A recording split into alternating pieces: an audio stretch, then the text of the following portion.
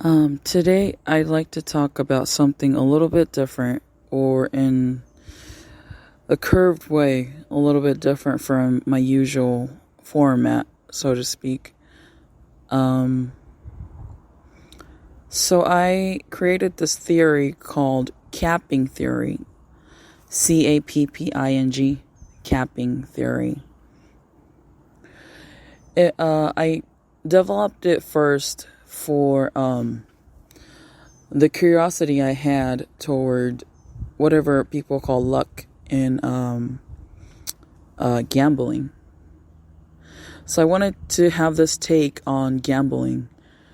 Basically, mainly that it's doesn't have to be an addiction, because every time I went to Las Vegas, I saw myself, my own mindset, get trapped in this idea that whenever I earn some money, I have to spend more, and I would end up losing.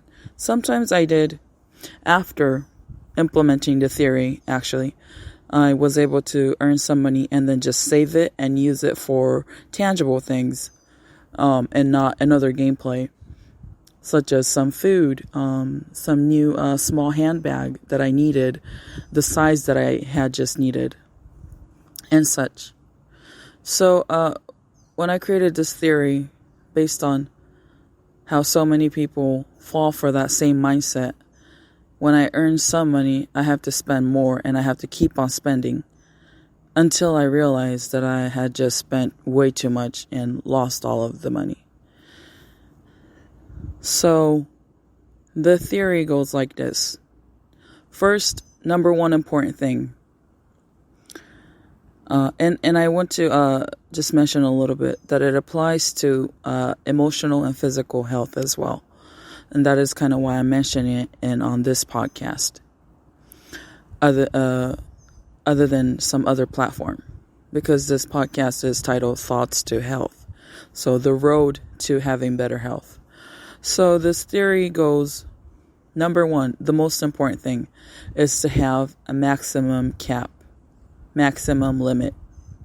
Let's say within the next 4 hours, I am going to stay in this casino, and I know I will stay at this casino for the next 4 hours, from 1 p.m. to 5 p.m., let's say. And I am going to spend $10 max. And that might sound absurd, considering that a lot of people spend like $100 per day for whenever they go to Las Vegas, because that's the excitement they want to have. But let's say for the next 4 hours, I am going to spend $10. And in my mindset, I label it as recreational fun. And so I spend $10. How would I stretch the $10 for 4 hours and actually possibly earn some money? It goes like this. So the max, the cap, you've already capped it as $10 for the 4 hours, consecutive 4 hours. And then when you practice, you want to start with the 1 cent machines. You start at the 1 cent machine that goes 1 cent denomination lowest, and one credit equals 1 cent, and then it has the button that says times 1 credit times 1 play. So it's basically literally every push is literally only 1 cent. So you start pushing the button. This is where the second most important thing note comes in. Second most important after having the capping itself is the timing. If you're there just zoning out and pushing the 1 cent button so fast, and you're not even caring about what is happening with the machine, what is happening with the mechanical, technical engineering inside of the machine. You might push it 1,000 times and within maybe 30 minutes lose $10. Now that's the same thing as not having capping. And you're going to spend the next 3 hours and 30 minutes without any activity. So the bare minimum is to actually stretch the $10 for 4 hours. Let's just say that's the minimum. That's the maximum you set for yourself that day. Now, you want to leave like a few seconds in between at least every push. And just enjoy how it rolls and how the numbers just become different and the different sounds they make. Actually be there and enjoy that this is an activity you're doing. You're not just randomly saying, oh, just give me money. I want some money. Please give me some luck. No, you're actually conscious and you're observing. Now, when that happens, you don't actually have to calculate, oh, when I push it like this, I think this farthest left slot tends to become a spade. No, it doesn't have to be like that. You have to go more by your feelings and your guts and how it makes you feel.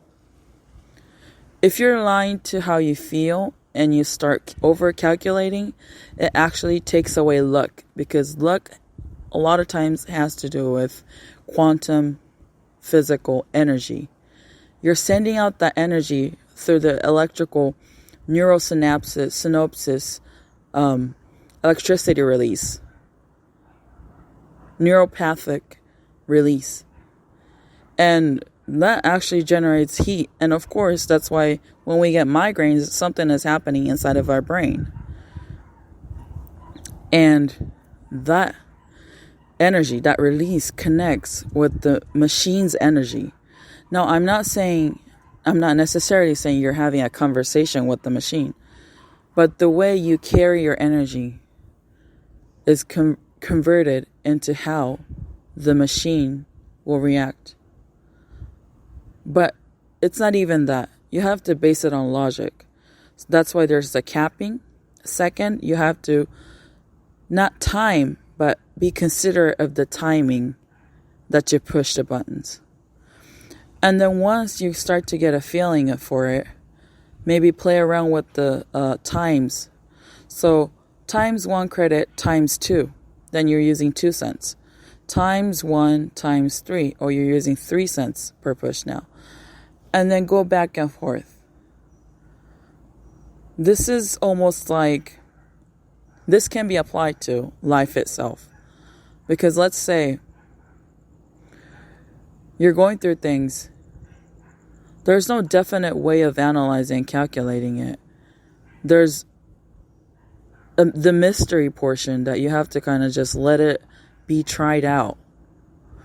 And then by observing, you kind of get a grip of what's happening.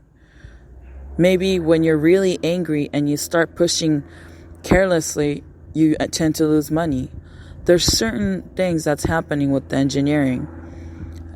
And that's the part that applies directly to your life. You can't say, and that's actually a little bit off the topic, because that kind of goes into management. But today I brought up the capping because whatever you do, whatever you think might help you, you always need to have the capping maximum. When you say, oh, I'm noticing I did it too much, that it's actually making me hazy. It's actually making me it's actually making my brain, my head have a migraine. It's actually making me, making my body so tired that I'm getting drowsy. For example, overworking, over exercising, talking too fast, too much, too consecutively, overdoing tasks, even if they're satisfactory. Even if they're satisfying. Doing fun things. Like maybe if you started doing bowling and you liked it, but you started doing it for like 7-8 hours per day, every day. And then you start having the routine that it needs to support you. You're not the decider anymore. The routine is deciding for you that you need to do this routine. So this capping theory is basically, I want to get into furthermore in the latter episodes, but basically